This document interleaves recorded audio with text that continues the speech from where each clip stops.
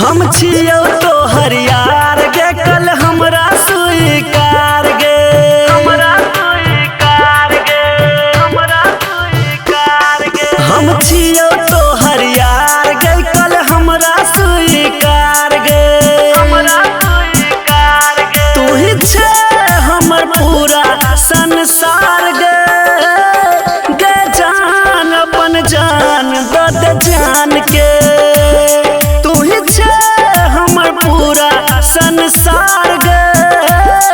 गे जान अपन जान दे जान के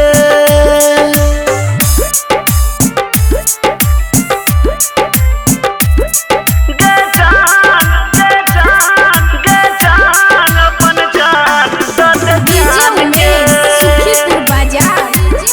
गे जान अपन जान दे जान के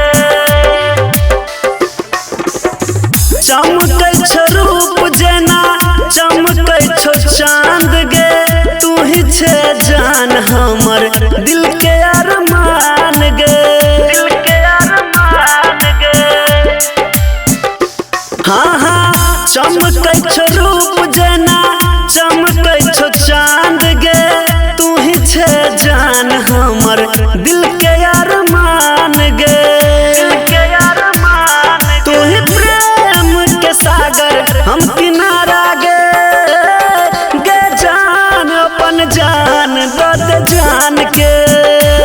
तू ही प्रेम के सागर हम किनारा गे गे जान अपन जान दे जान के recording by Yadav studio Janakpur Dham Nepal